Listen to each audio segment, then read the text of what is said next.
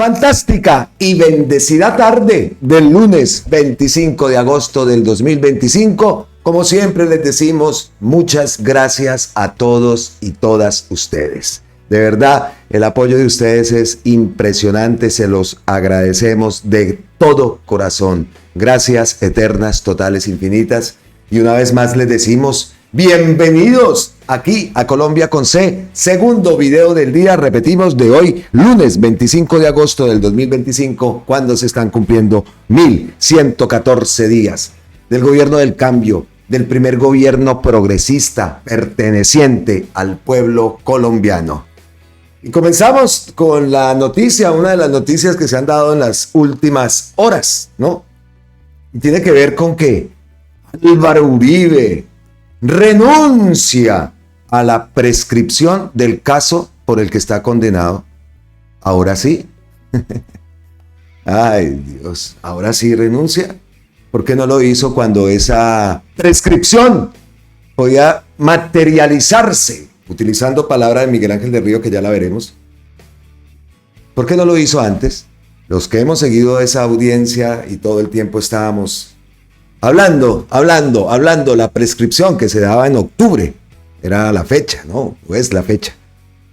Y que incluso en el juzgado 44 tuvieron que agilizar para que no se lograra el plan que tenía esa gente, esa defensa, que lo trataron, por supuesto, quedó clarísimo que esa era la intención. Como siempre, han jugado con él, presuntamente, han jugado con el aparato judicial del país.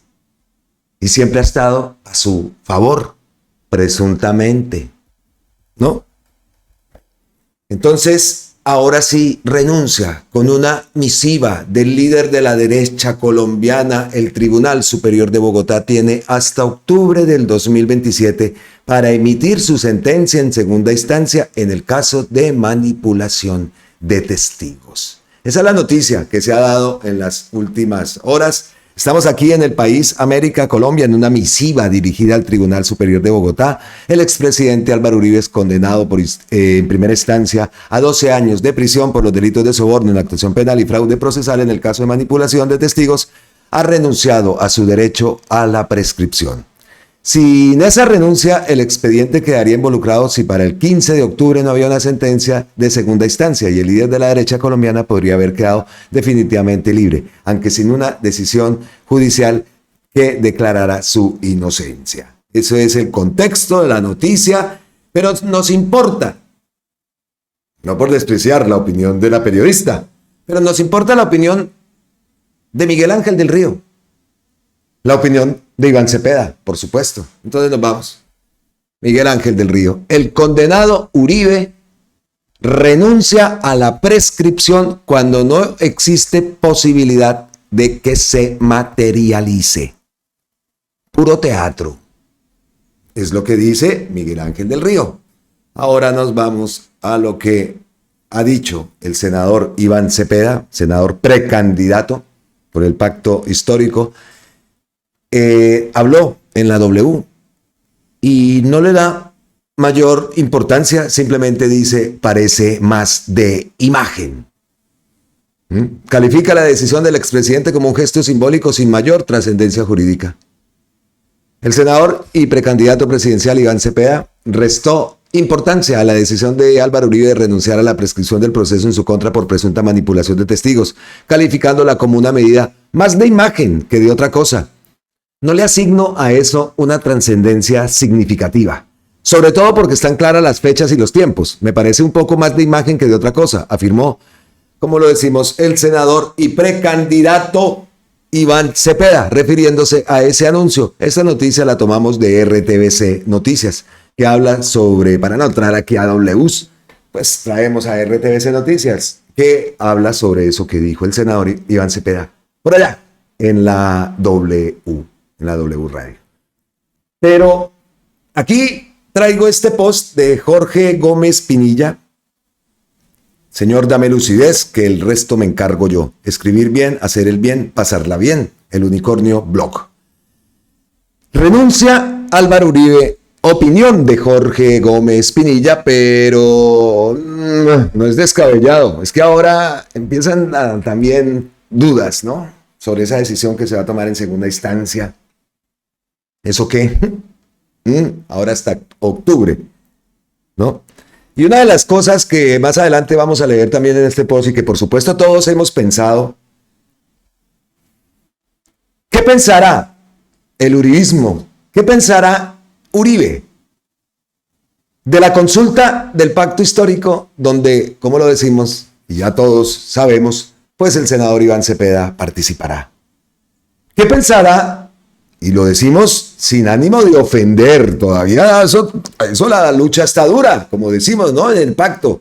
Claro, la cosa, la contienda, llamémoslo así, esa contienda electoral, eso está parejito, parejito. Y bueno, de eso se trata, ¿no? Listo. Pero en un hipotético caso, y lo repito, y nombro al senador Iván Cepeda porque precisamente, pues, con él es que ha sido el senador, es el que ha luchado porque se haga justicia y por demostrar las actuaciones de Álvaro Uribe. ¿Cuántos años lleva en esto? Ya todos también lo sabemos. Pero ¿qué piensa Uribe de una hipotética victoria del senador Iván Cepeda en esa consulta? Repito, algo que suponemos no, algo que planteamos que no es la realidad, porque como lo digo, eso está parejito. Eso está parejito, falta ver cómo es el ambiente, ¿no? Fuera de redes, que eso ya, pues ahí nos queda difícil, pero bueno, vamos a ver cómo le hacemos para también sentir eso. Cómo en las calles, cómo la gente, cómo ha recibido la gente que no se manifiesta en X o que no se manifiesta en redes sociales, cómo toman esa decisión del senador Iván Cepeda y de cómo se ha conformado ese tarjetón, esa variedad de candidatos, candidatas que existen. Bueno, pero volvemos al tema. ¿Qué piensa Uribe si Iván Cepeda gana la consulta popular? La consulta popular, Ave María, la consulta del pacto. ¿Qué pensaría? ¿O qué piensa? Porque seguro que ese escenario también lo ha planteado. Entonces acá venimos otra vez al post de Jorge Gómez. Renuncia para hacerle creer al país que nunca quiso dilatar. Pero lo que realmente busca es que los magistrados se tomen un tiempo, lo cual le sirve políticamente a Uribe. Mientras tanto, adelanta presiones contra los magistrados, los investiga, presiona con abogados desde la academia, abona el terreno para que le sea más favorable, calculando que así el tribunal falle después de la consulta de precandidatos del pacto histórico del 26 de octubre. ¿No? Es lo que dice Jorge. Independientemente de las fechas, eso es lo que planteamos, ¿no? ¿Cuál sería la jugada del uribismo en torno a que el senador Iván Cepeda gane esa consulta? Repetimos, hipotéticamente. Creo que ya ha quedado claro, ¿no? No estoy aquí imponiendo a nadie ni nada. Simplemente planteamos ese escenario porque obviamente eso lo está pensando el Matarife. Tiene ese anhelo puesto de que no gane Iván Cepeda. Lo cierto es que si el fallo en segunda instancia confirma la condena contra Uribe y se profiere antes del 16 de octubre, esto le daría mucha visibilidad al senador Iván Cepeda y ya es la opinión de él. Tendría grandes posibilidades de ganar la consulta. Eso no se sabe. Eso no se sabe. Eso hay que hacerlo y las campañas, cada campaña está en lo suyo. Sin ataques, esperamos que todo se desarrolle como debe ser, como se ha planteado, como se han planteado las reglas de juego, aunque por allá en esas directivas, es que no sé, no sé, porque no se trata de dividir, pero tampoco se trata de alcahuetear todas las cosas que se están viendo. Y como digo, también es muy fácil decirlo, estoy sentado, ¿no? Pero hemos visto, ayer vimos el caso de Juliet, cómo fue y cómo la sacaron así de taquito allá en Sucre y listo, y montaron la suya y así es, y así se han anunciado esos caciques que también existen, por supuesto, en movimientos, partidos de izquierda, ¿no? El ego, el que te miran así. ¿Y usted quién es? O sea, ¿qué? ¿No? Los nuevos liderazgos, los miran así, no, pilas. pilas con eso, porque no tienen ni idea de realidad cómo son las bases, como tampoco voy a decir yo, no es que usted tiene un alto conocimiento, pero pues alguno se ha untado un poquito de todo esto, claro que sí, como para poder decir lo que estamos diciendo, ¿no? Entonces, pues, queda eso, queda ese planteamiento, el planteamiento de la reacción de esta gente del uribismo en torno a una hipotética, ya lo dejo claro, victoria del senador Iván Cepeda en esa consulta por el pacto histórico. Listo. Quedamos ahí, dejamos ese planteamiento por aquí también apuntado, como muchas cosas que tenemos por aquí, que siempre tienen una continuidad, una continuación, un continuará. Y una de esas cosas fueron las palabras de esta mujer innombrable, palabras que dio a través de un video hablando de que vendepatrias, ¿no? Es que le dicen a este tipo de personas que Donald Trump, que no va a Colombia. Es que venga, decía, venga a Colombia. Vea el contexto, vean el contexto. Al presidente de los Estados Unidos, Donald Trump, aprovechemos, venga también aquí, por favor, por estos carteles, que muchos de ellos son socios del cartel de los soles, del narcodictador Maduro. Venga por ellos, lléveselos. Cuando nosotros lleguemos al gobierno, los vamos a extraditar a todos de manera expresa. Lo que acaba de decir es una de las cosas más idiotas y locas que he escuchado en mi vida. En ningún momento de su muy incoherente y absurda perorata estuvo siquiera cerca de algo que pudiera considerarse una idea racional. Todos en este recinto son ahora más torpes al haberlo escuchado. No le concedo ningún punto y que Dios tenga misericordia de su alma.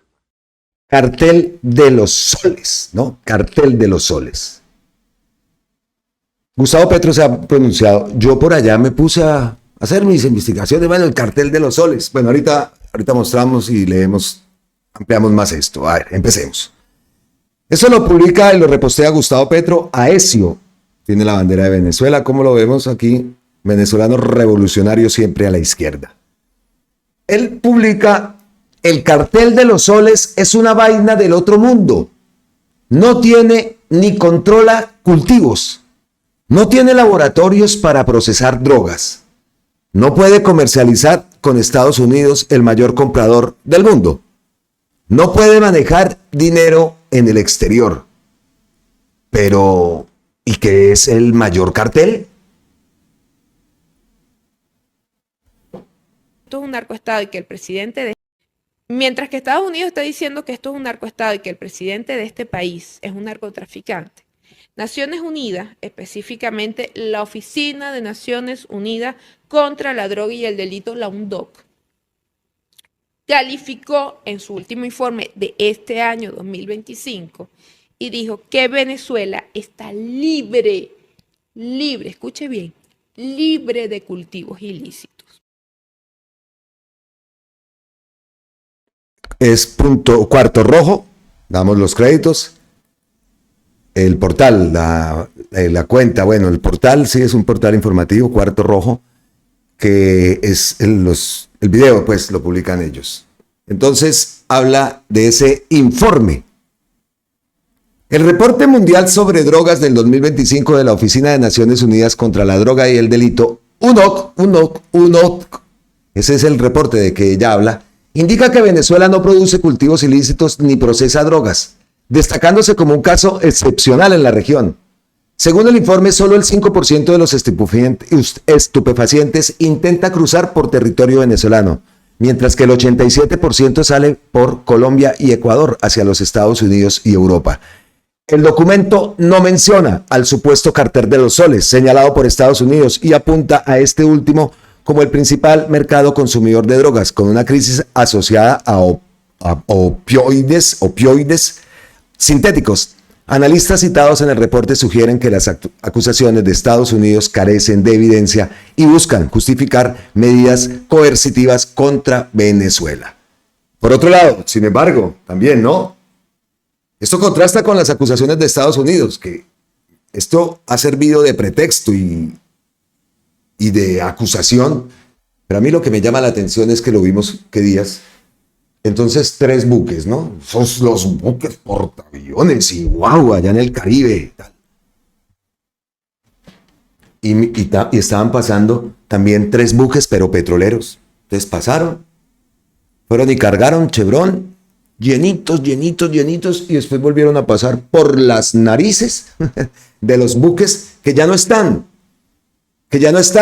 se fueron por un huracán que se avecina. Y también porque no había como el sostenimiento de esa flota. Algo ahí hay raro también. Pero los buques, me averigüé, no están. ¿Que volverán? No sabemos. Pero sí pasaron 3 buques de esos petroleros llenitos de petróleo. Incluso hay imágenes de los 2 buques, ¿no? Allá el parqueado, pues, el barco de guerra y el buque petrolero pasando por todas sus narices. Contratos renovados para la adquisición de petróleo venezolano mientras piden la cabeza de Maduro. Yo no entiendo, la verdad.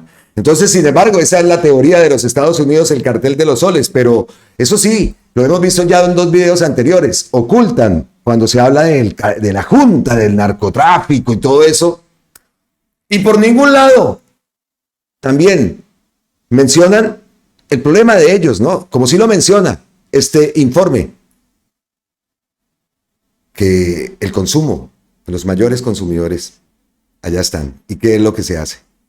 Entonces, allá en Colombia colocan los muertos y por allá colocan las ñatas. Y por aquí también. Pues se sabe que de toda la droga, el mayor productor de droga, que es Colombia, además certificado, esa droga, lamentablemente, somos sus vecinos, y es dentro del rango de lo normal que utilicen o que quieran utilizar parte del corredor fronterizo de ambos países. Bueno, lamentablemente sus vecinos, ese baile le quedó como bueno, es la opinión, pero lamentablemente somos sus vecinos. Bueno, opiniones para todos, ¿no? Gustavo Petro, entonces, ¿qué dice? El cartel de los soles no existe. Es la excusa ficticia de la extrema derecha para derribar gobiernos que no les obedecen. El paso de polvo blanco colombiano por Venezuela lo controla la Junta del Narcotráfico y sus capos viven en Europa y Oriente Medio.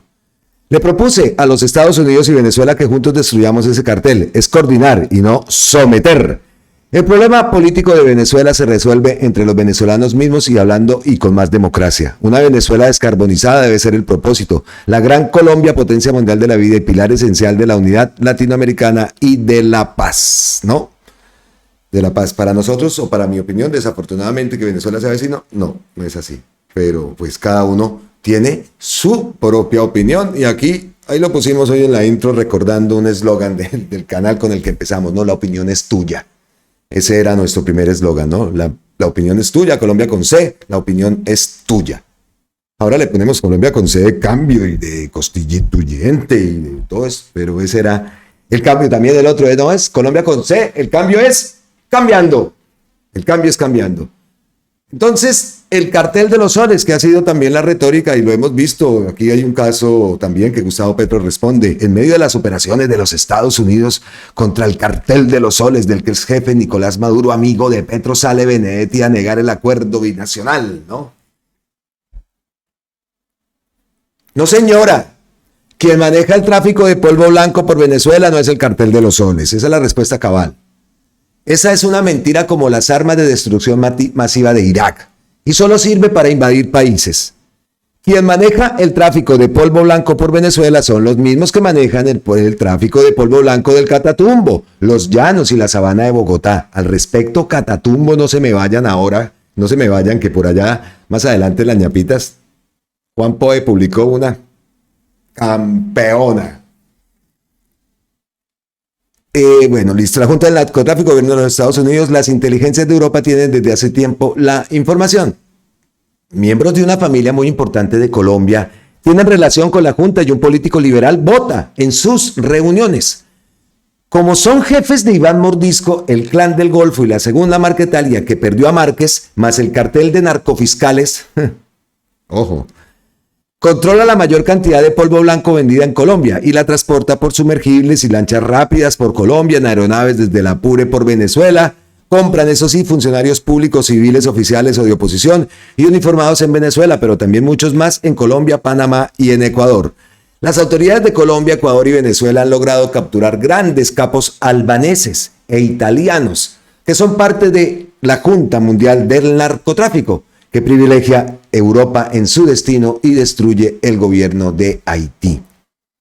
La consecuencia, señora senadora, de estimular una invasión a Venezuela traerá como consecuencia millones en la migración a Colombia y la caída del precio del petróleo a menos de $50. Quebrará, por tanto, a Ecopetrol, mientras los extractores de petróleo livianos árabes, norteamericanos y rusos se quedarán con el mercado.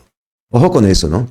La consecuencia, la caída del petróleo a menos de $50, lo dice Gustavo Petro, y por tanto quebrará a Ecopetrol. Cuando digo que lo dice Gustavo Petro no es porque sea pues ya esas, pero ojo que no solamente soltar la boca como lo hace toda esta gente, ¿no? Vendepatrias. Yo no sé, la gente cuando, bueno, pensarán lo mismo, ¿no? Eso no nos podamos a meternos en eso, pero ¿qué pensará esa gente, esos jóvenes, esas personas que nunca han participado de las elecciones, de todo lo que está ocurriendo? De esto, por ejemplo, de la forma como llaman a invadir Colombia incluso, Venezuela, Colombia. ¿Qué pensará esa gente? Porque tenemos que tenerlo claro, ¿no? La gente, los primeros votantes, las personas que no han participado en las elecciones, que decimos que por fuera del país hay montones, que llegan acá y desconectan.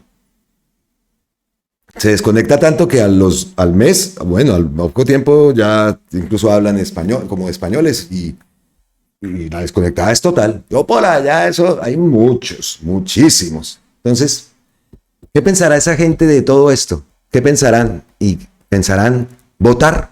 Es la gran pregunta y el gran trabajo que tenemos que hacer, localizarlos.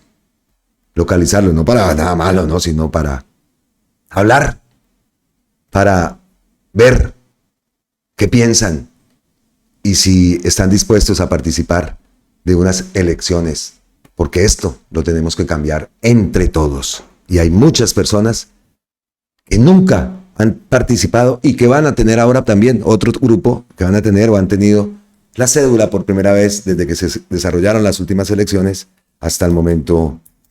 Entonces, por ahí hay unas cuentas, yo me puse a hacer cuentas más o menos 900,000 por año, más una tanta, descontando también que tardan 6 meses en dar una cédula en Colombia. Increíble, esas cosas.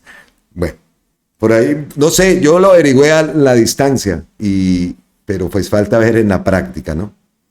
¿Cómo es el temita para la cédula? Listo. Entonces, cartel de los soles, queda pues fijada la posición de Gustavo Petro, pero ahí en esto del cartel de los soles, y bueno, hablando de la Junta del Narcotráfico, porque claro que eso es la realidad, ¿no? Que incluso vimos, lo repito, en video anterior y en los 2 videos anteriores hemos visto un fragmento de una noticia que publicó Juan Poe, que en Colombia se ocultó, y ahí hablan de la Junta del Narcotráfico, así con el nombre, Junta del Narcotráfico, y mencionan, por supuesto, a Lozano y a Colombia, ¿no? Ese apellido Lozano, que por ahí Gustavo Petro también lo ha dicho varias veces. Entonces, esa conexión que no avanzan investigaciones, conexiones con los narcofiscales en Colombia. Y aquí traigo a Angélica Monsalve sin ser publicidad política pagada, ni que le esté haciendo campaña ni nada de esto, sino que me gusta, ya lo saben, en esos momentos, cuando ella vota las opiniones de lo que conoció y de lo que vio dentro de la fiscalía. Conozca el modus operandi. Usted también podría ser víctima del sistema judicial corrupto. El falso positivo judicial contra los funcionarios del CTI, Fabio González, Pablo Bolaños y el fiscal Jaime Ocampo, fue realizado con el objetivo de cerrar la agencia encubierta que ya había documentado que Pacho Malo, director del CTI en Buenaventura, permitía el tráfico de drogas y armas de guerra por el puerto de Buenaventura. Presuntamente con la anuencia de los millonarios exfiscales generales Marta Mancera y Francisco Barbosa. El montaje fue construido entre el 30 y el 31 de marzo del 2021, 2 días después de que los funcionarios del CTI, Fabio y Pablo, le contaran a Francisco Barbosa, a Marta Mancera y a Luisa Obando que Pacho Malo andaba en malos pasos,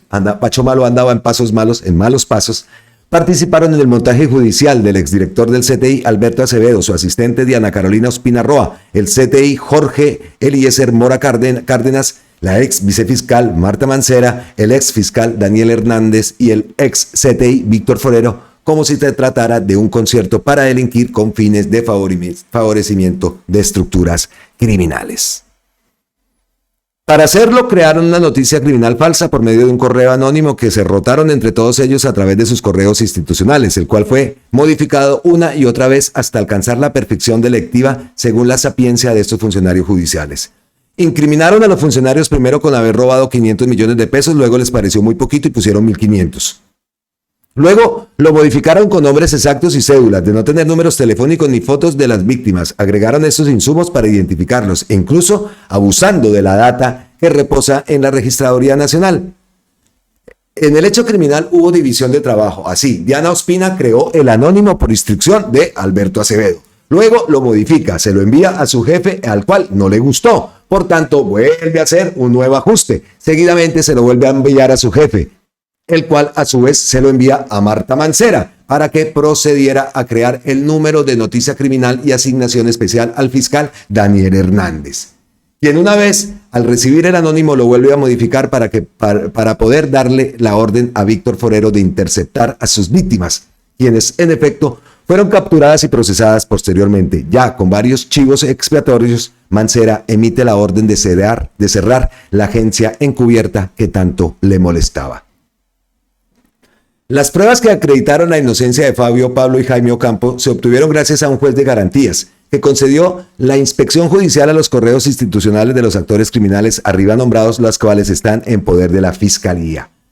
Hoy las víctimas están a puertas de ser absueltas y los criminales aún siguen dentro de la Fiscalía como Pedro por su casa, incluyendo obviamente a Pacho Malo. Y quién sabe que otras personas más han sido y serán víctimas de este entramado de corrupción judicial.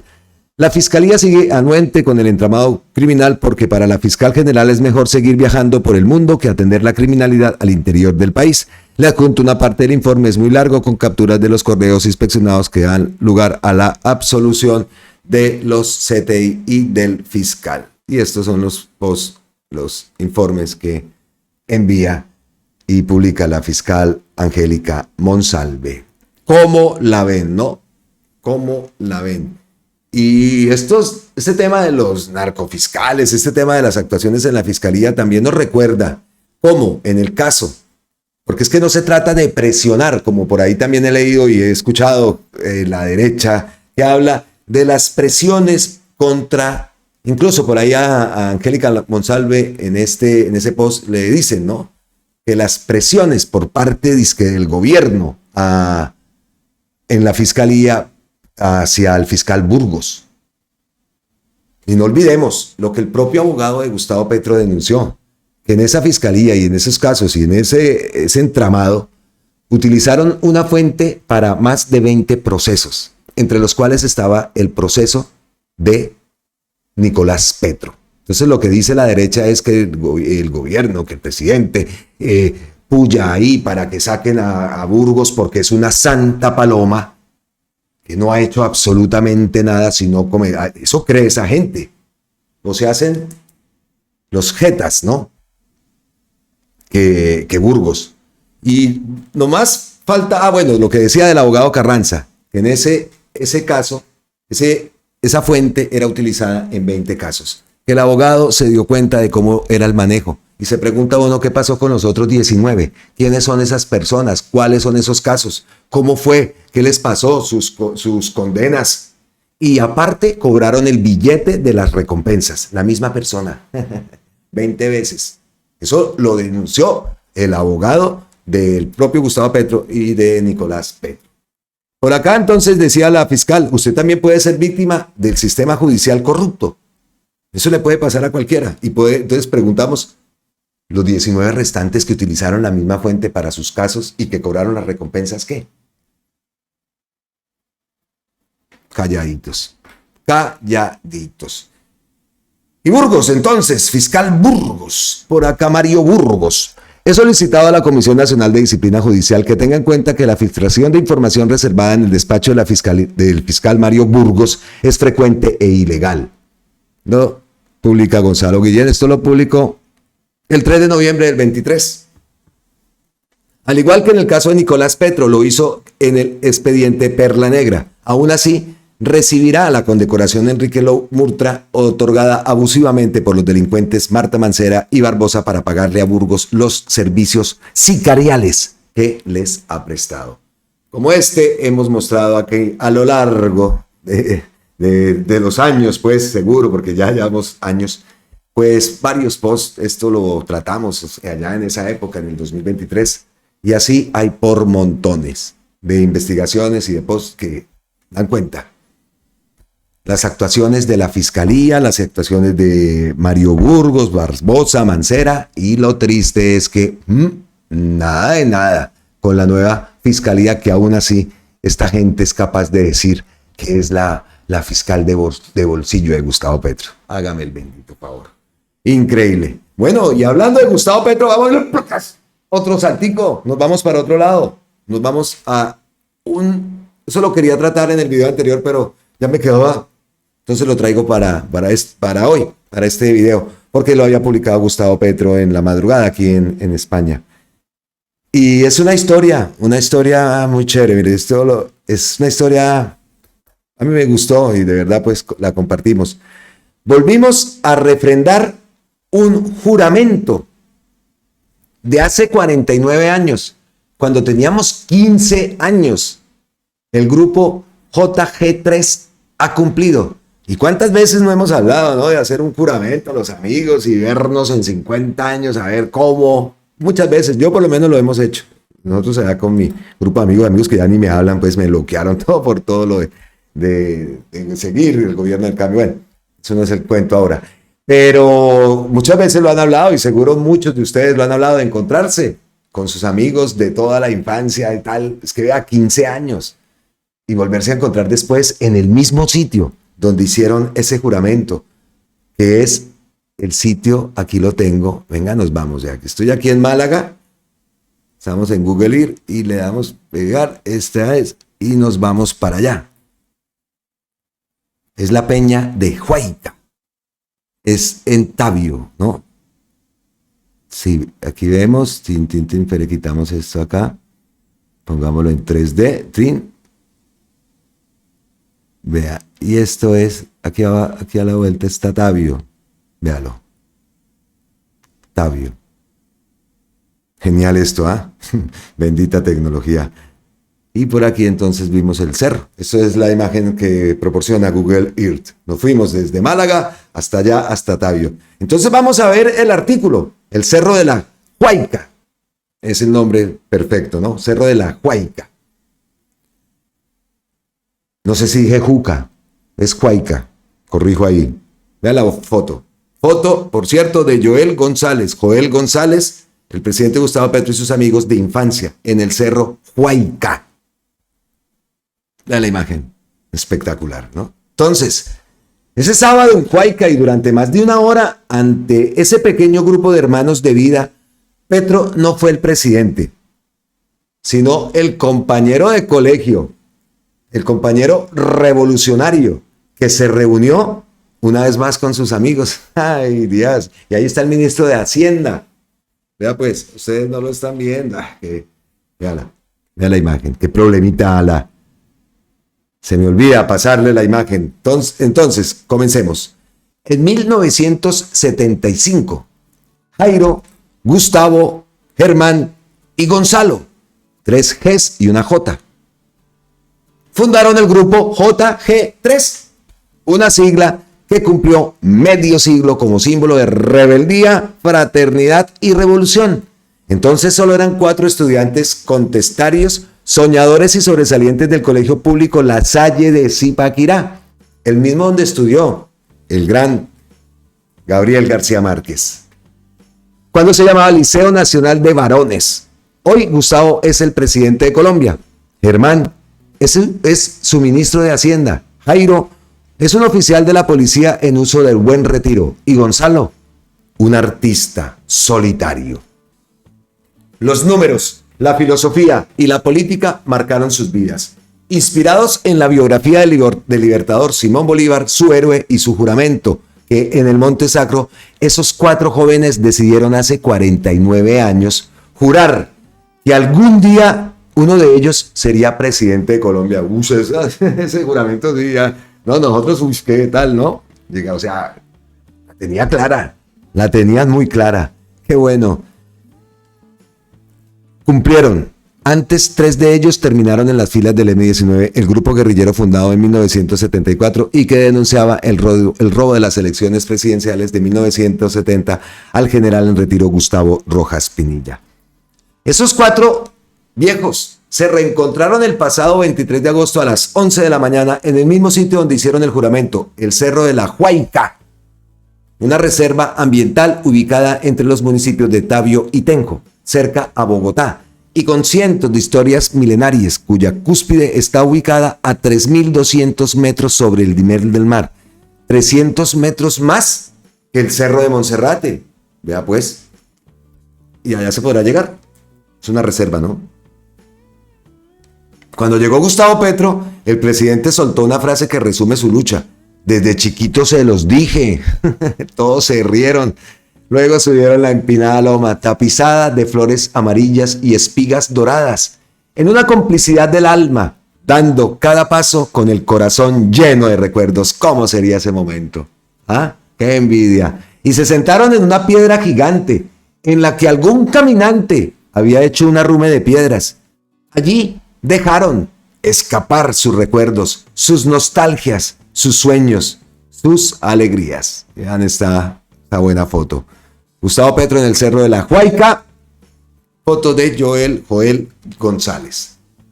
En ese lugar majestuoso, en 1976, acompañaron bajo un frío glaciar y amaneceres que sacuden el alma durante 3 días y 2 noches, Gustavo, Germán, Jairo y Gonzalo.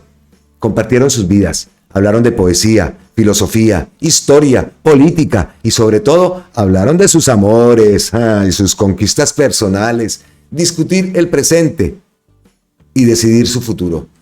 Tuvieron tiempo de sobra para mirar más allá de las montañas, los valles y los desiertos e imaginar un futuro de lucha incluso con las armas por la justicia social y el bienestar de los pueblos. A todos los había marcado la novela Las uvas de la ira de John Steinbeck, otra cumbre de la literatura del siglo XX que cuenta el drama de la emigración, el hambre y la miseria.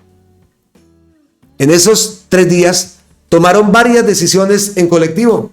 Gustavo y Germán irían a la universidad a prepararse.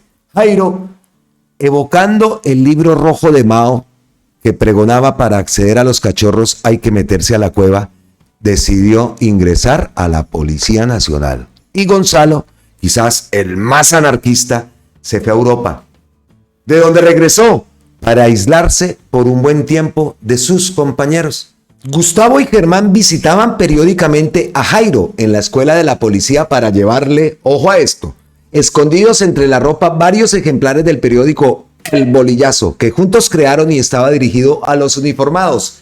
Era una chapola escrita en un lenguaje propio de esa institución con la que pretendían hacer conciencia entre los jóvenes suboficiales y oficiales para que ayudaran a liberar a Colombia del imperialismo norteamericano y los políticos corruptos. Jairo pudo ingresar a esa institución con la ayuda de un tío que llegó a ser mayor y fue edecán del presidente liberal Carlos Lleras Restrepo. El reencuentro este sábado de nostalgias fue una emotiva cita con la historia compartida. Los 4 se fundieron en un largo y profundo abrazo colectivo. Gonzalo, pintor de profesión, con su melena blanca, sus ojos verdes, era el más feliz. Gustavo estampó un beso en la mejilla y un abrazo de hermano de cada uno de sus amigos del alma, los compañeros del juramento de Huayca. En la mañana de sol sabanero, la emoción quedó reflejada en las carcajadas un tanto nerviosas y los monosílabos que se escapaban de la boca de Gustavo, Jairo y Germán parecían más parcos, pero sencillamente la emoción los bloqueó al inicio de las palabras que unos minutos más tarde saldrían a borbotones de sus corazones ansiosos, de sumar recuerdos y regresar a la memoria de amigos de la época. Aquí hay otro momento, véalo. Ahí están las flores. Otra foto de Joel González. Minutos antes, Germán había recordado por qué crearon el grupo JG3, por la unión de las iniciales de ellos. La sigla inocente molestó a los curas lasallistas en esos años que comenzaron a formarse políticamente, leyendo economía, pensamiento crítico, historia política y a formar una identidad en el ámbito revolucionario. Cada uno tenía su propia relación con las luchas de la izquierda. Germán, recuerda, tenía un hermano mayor que habría participado en las luchas estudiantiles. Varios familiares de Jairo estaban vinculados con movimientos de izquierda que los ayudaban en sus esfuerzos de formación. El GJ3 estaba dedicado a estudiar y a profundizar en teoría política, en economía política, en filosofía. Nos estimuló un poco también el profesor de filosofía, recordó Germán. En esos años de ímpetu combativo en Colombia y América Latina, en Zipaquirá, a pocos kilómetros de Bogotá, los 4 jóvenes eran asediados por los reclutadores de los partidos de izquierda y movimientos guerrilleros. Les coqueteaban especialmente los helenos, pero también los militantes del Partido Comunista, el MOIR, y los marxista-leninistas del PCML, como peces deseados por muchas redes. Finalmente picaron ilusionados el anzuelo del M-19. Nos sedujo su pensamiento nacionalista, que los libraba del debate ideológico internacionalista de las demás organizaciones prosoviéticas, pro-chinas o pro-albanesas, indicó Germán. El profesor de filosofía Salvador Medina fue su protector en las duras batallas contra la disciplina lasallista. Aquí recordaron en medio de risas este sábado su primera operación fue la recuperación del mosaico de graduados con la foto de García Márquez que estaba relegado y abandonado en cualquier bodega. Decidimos hacer un pequeño operativo de recuperación, de reivindicación, sobre todo para que no se perdiera la foto, rememoró Germán. Este sábado en Huayca y durante más de una hora ante ese pequeño grupo de hermanos de vida, Petro no fue el presidente sino el compañero de colegio. El revolucionario que se reunió con sus amigos. Desde la distancia se veían felices. No era el mismo Gustavo que con lápiz en mano le habla al país de la economía, orden público y política, que confronta a sus ministros y se enfrenta a las crisis permanentes de un país asediado por el conflicto y las conspiraciones. Ahí, sentado en la montaña, era un hombre libre de la tormenta política que lo asedia. Reía a carcajadas y abrazaba a los amigos con quienes recordaba sus travesuras de infancia en el colegio de curas. ¡Qué envidia! Cuando se levantaron, sus caras irradiaban la alegría de unos amigos que habían renovado su juramento de servicio a Colombia. Subieron unos 100 metros más hacia la selva tupida, se metieron debajo de los inmensos árboles y durante unos minutos conversaron en privado. ¿De qué hablaron? Solo ellos lo saben. Algún día contarán ese secreto. Al bajar, parecían repetir los pasos de hace 49 años y caminar hacia el futuro con un mandato irrenunciable. Transformar a Colombia y permanecer unidos como hermanos, como revolucionarios, como hijos de Bolívar. Al despedirse, Gustavo los abrazó con los ojos encharcados de alegría. Sin pensarlo un segundo, les dijo en broma: hermanos, en 49 años nos vemos aquí. Se subió a su camioneta blindada con su séquito de escoltas y la coraza de su cargo, y ya no fue más Gustavo, sino el señor presidente, el que tenía en su mente visitar el hospital de la policía a los uniformados heridos víctimas del terrorismo en Amalfi, Antioquia. De esa manera volvió a la realidad de su mandato.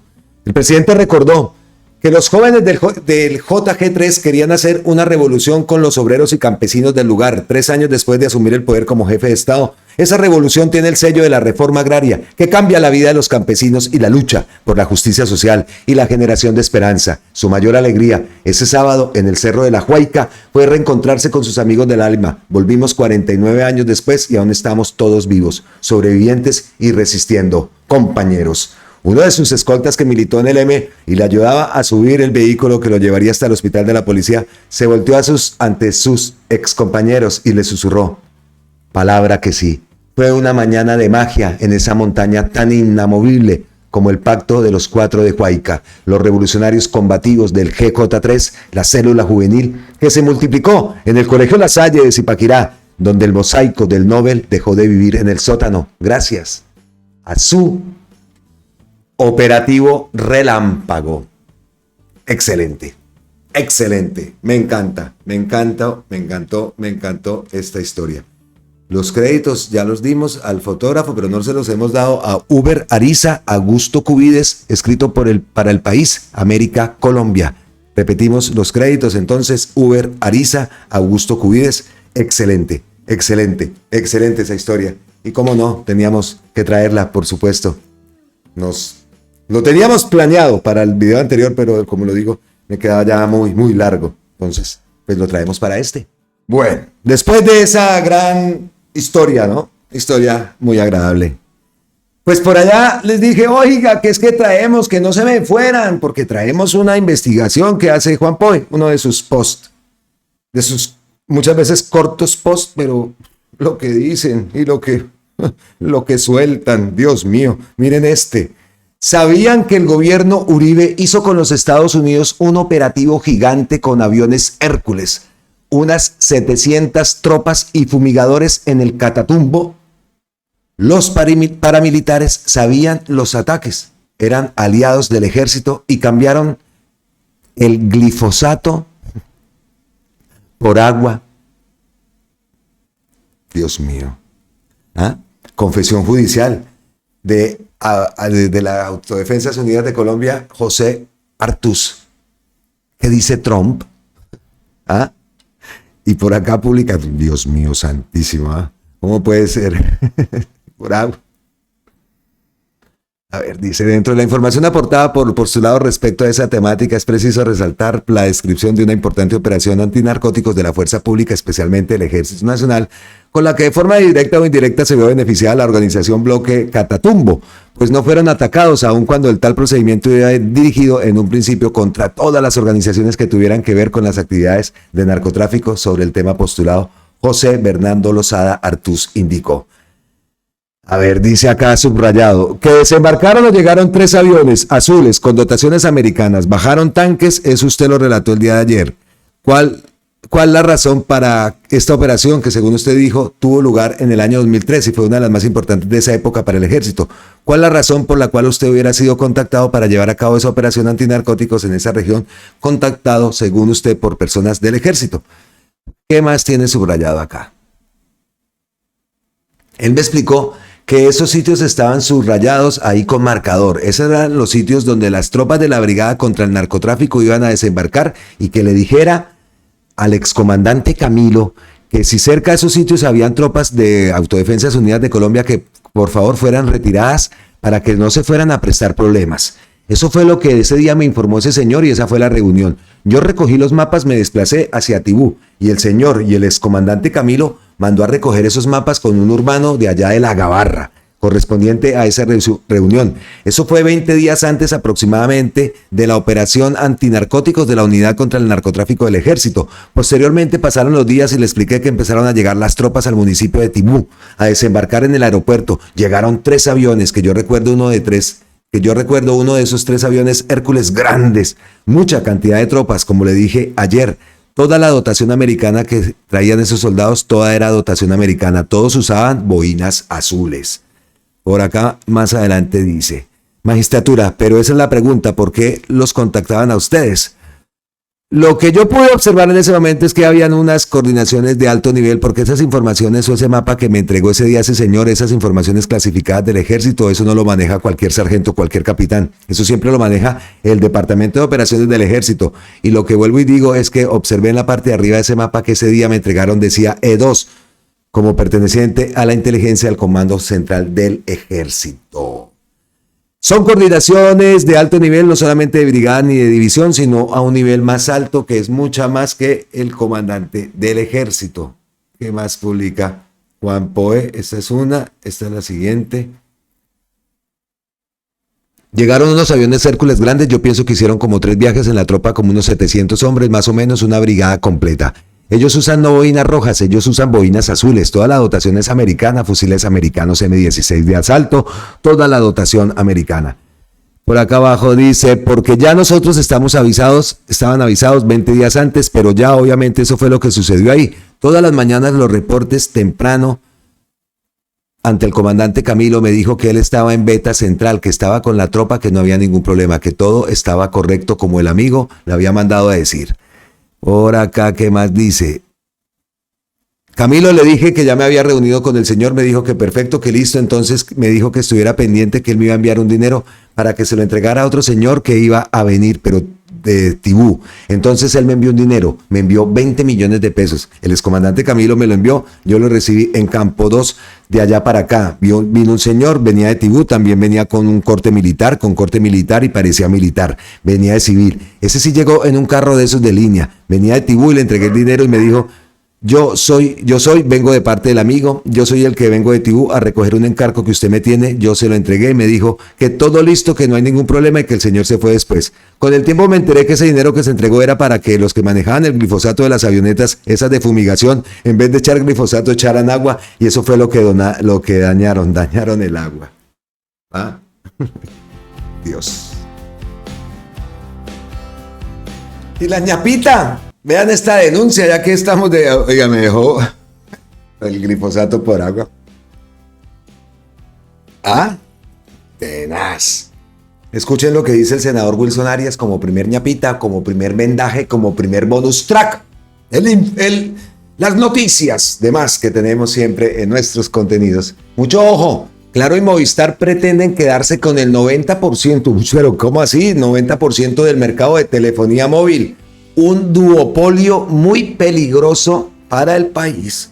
Eso lo denuncia el senador Wilson Arias y aquí lo tenemos. Ojo a esta perla de los operadores móviles en Colombia. Colombianos, 2 operadores de telefonía móvil se quieren quedar con el 90% del mercado y configurar un duopolio. En Colombia no existe la libertad de mercado en las telecomunicaciones que pregonan los liberales. Actualmente, Claro tiene el 51% del mercado, Movistar el 19.5% y Tigo el 21%. La participación de los demás operadores es pequeña y deficiente en regiones no centrales del país. No es cierto que exista una competencia de mercados que beneficie a los usuarios. Hay un proveedor que marca la parada en el mercado y esa situación se podría agravar. Está en curso la intención de que Movistar y Tigo se fusionen, configurando un duopolio en el que 2 empresas extranjeras tendrían el control del 90% del mercado de voz y datos en Colombia. Bajo condiciones así es que en el país se han conformado carteles de mercado. Le pido a la Superintendencia de Industria y Comercio que detenga el proceso de fusión entre Tigo y Movistar, a la Comisión de Regulación de Comunicaciones que adopte medidas no solo para frenar el dominio actual de Claro, sino además para que no se permita que las telecomunicaciones del país queden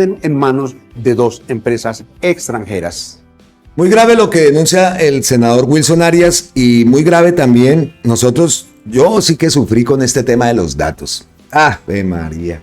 Eso fue y mi hijo también la misma en toda la viajadera, en unos lugares sí funcionaba, en otros lugares no funcionaba, incluso en carretera parábamos a ver si le funcionaba porque él y la comunicación aquí con España, en fin. Tenaz. Y eso que no es que estuviéramos por andas con chinchinas, en unas partes de La Guajira pues también entiende uno también uno también obviamente somos colombianos y conocemos la geografía de nuestro país, pero oiga que peligroso hasta en un accidente o algo, no hay forma de comunicarse. Y eso, bueno, en Colombia pasa eso, ustedes verán aquí, en Colombia por lo menos en un subterráneo, a pesar de todo lo que ocurre y todo lo que denuncia el senador Wilson Arias, que es gravísimo, pero aquí por ejemplo usted se mete en un ascensor y listo amigo. Adiós pues. Un parqueadero subterráneo, adiós pues. Y en Colombia, eso no lo vi, pero sí vi mucho en las zonas apartadas del país, en las zonas, pues como les digo, no llegué hasta la Conchinchina, pero se sale un poco de la periferia, pues, y Ave María, el problemota. En todos los departamentos, en todo lado me pasaba algo de eso.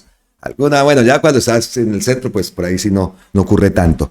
Ocurre mucho hacia la costa, hacia La Guajira, determinados puntos también de Santander, en fin, nos pasó muchísimo, nos tocaba parar a ver si, y nada, antes de llegar a Arcabuco, por ejemplo, nada en Arcabuco, y que el operador, entonces también dice uno, y es cosas de lo que pasa acá, que muchas personas y pocas redes, eso también ocurre y eso también tiene que estar pendientes, estaremos atentos a lo que decide la SIC Super, las denuncias y tal, bueno. Siguiente ñapa. En los videos anteriores vimos como una conversación de Vicky Dávila que sabíamos y lo dijimos, lo planteamos acá. No hace falta ser muy mago. ¿Cuáles iban a ser los ataques rastreros y con qué iban a salir esta gente con tal de que el senador Iván Cepeda desprestigiar al senador Iván Cepeda, que lo han intentado y no han podido? Pero lo primero que iban a sacar, como digo, no hace falta de ser el magote de las fotos que sale, que el senador Iván Cepeda sale con Márquez, que Iván Márquez, que no sé qué, que son fotos tomadas en esos diálogos de paz donde siempre ha estado el senador Iván Cepeda. Y acusarlo de las FARC es la retórica, lo mismo que hacen con Gustavo Petro, ¿no? Y lo plantea la innombrable en un post. Ya puso el M-19 presidente, ahora las FARC va a poner presidente. Pero la innombrable no se atrevió a decir que era el senador Iván Cepeda a quien se refería. Y es tomando las palabras de el innombrable, y así es que se expresan hacia el senador Iván Cepeda, así es que lo califica esta gente, algo que obviamente eso no es normal, no es cierto, y lo sabemos, pero como digo, no hace falta ser pues un mago para saber que lo primero que iban a hacer era eso, sacar esas imágenes. Ya que sacan imágenes que está el senador Iván Cepeda con bandidos, el senador no lo es, ni eso estamos ni diciendo. Hay una foto que también sale en la Furí, pues deberían poner esa también, ¿no? Porque para bandido ese, toda esa ralea, ¿no? Entonces, pero eso no es lo importante. Lo importante que quiero acá, y ojalá se tomen medidas, porque Gustavo Petro le decía, no lo dices, por eso de calumniar, y sale este baboso, porque es un baboso, el Daniel Briceño este, que se siente muy respaldado de su centro demoníaco y de todas esas carápulas con las que también se toma fotos y sale igual de bandidos a todos los que critica porque está el senador Iván Cepeda en esas fotos, un poco de bandidos con los que también se toma fotos y uno de esos por allá es concejal de Cali, ¿no? Eso es lo que son, y así. Entonces sale este cretino a decir que sí lo dice sin tibiezas, que el senador Iván Cepeda es el candidato de las FARC.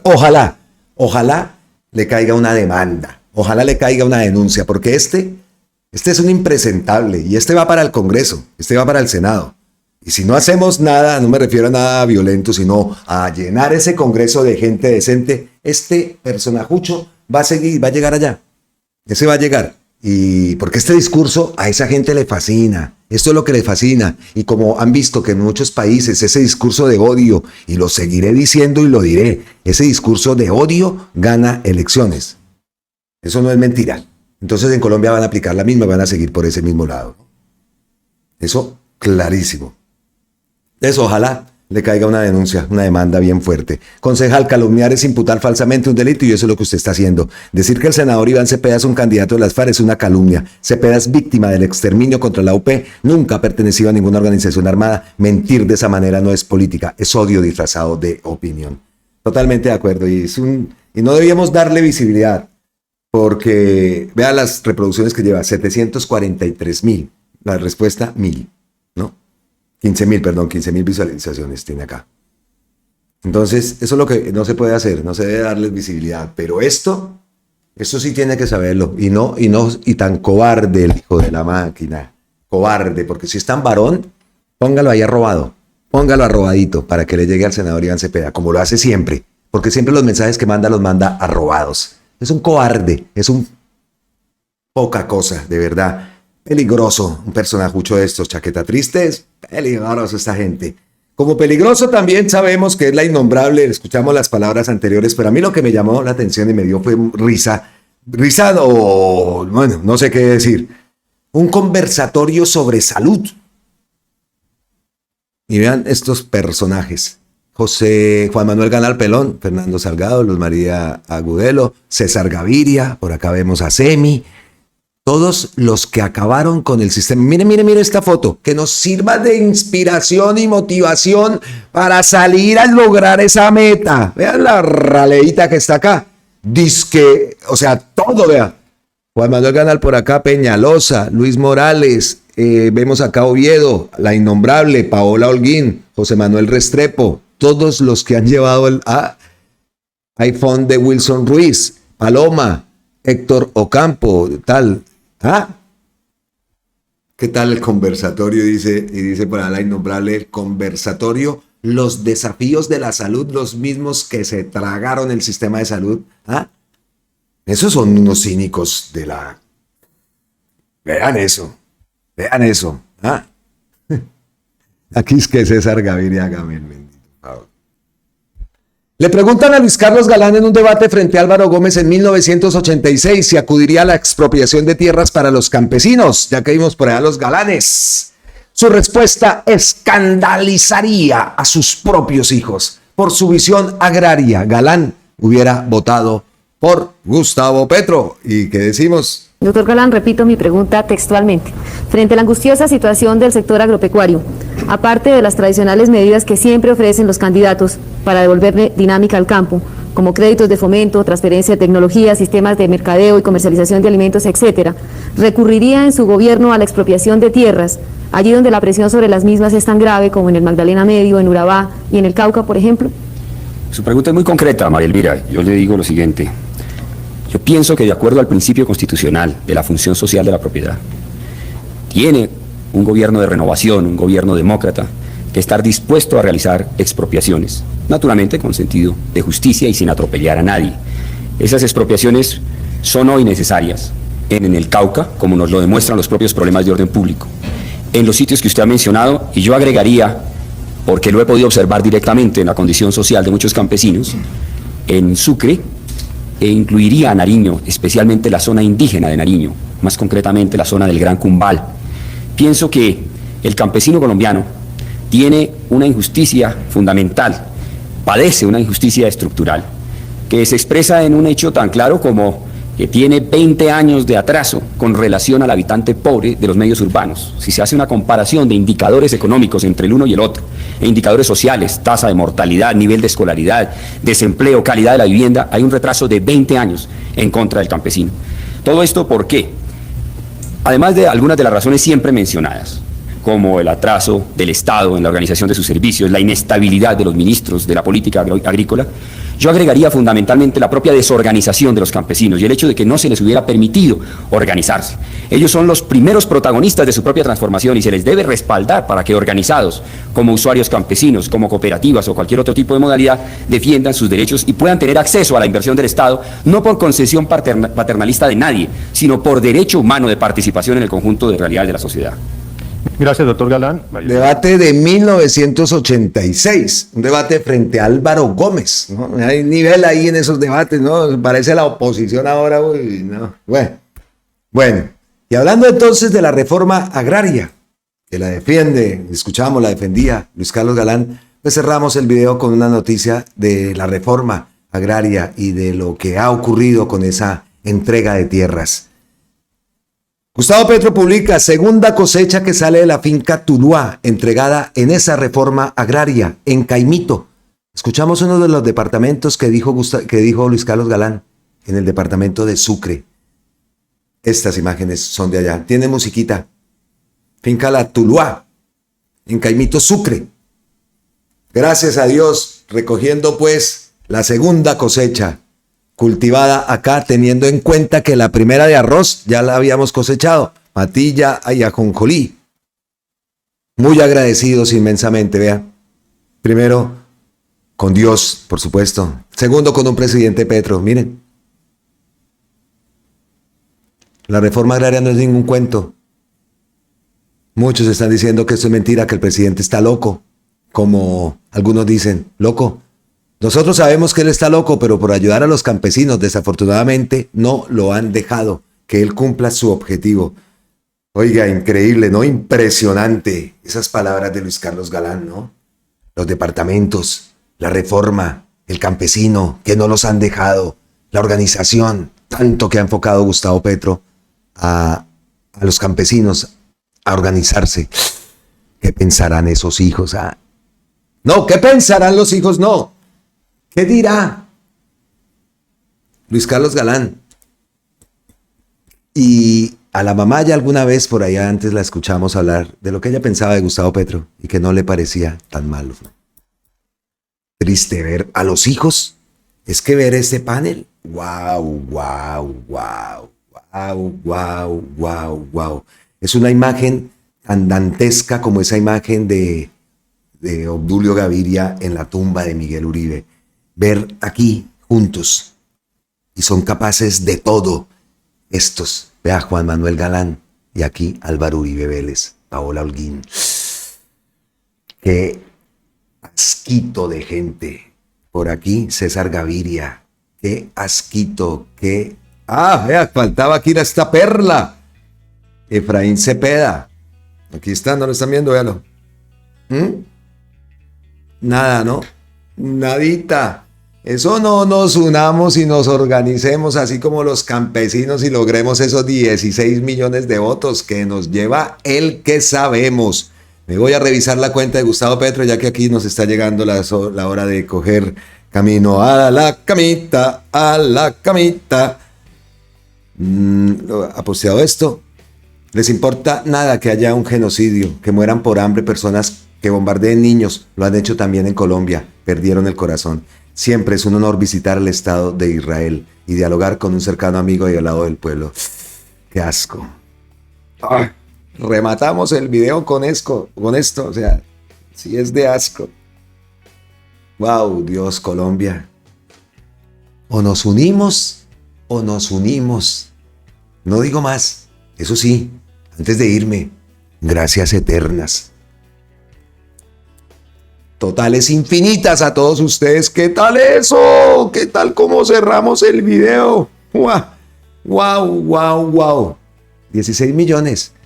5586 que lo estamos transformando en 6090. Para redondear. No es un juego. Es nuestro futuro, es el futuro de nuestro país, es el futuro de nuestros hijos, de los hijos de nuestros hijos. ¿Es ahora o es nunca? Nos vemos en la próxima. Abrazotes ancestrales desde la distancia. Como siempre, millones de gracias eternas, totales, infinitas. Fuerza, mi querida Colombia, fuerza. Que aunque estemos fuera, estamos con ustedes. Siempre aquí. Nos vemos en la próxima. Chao.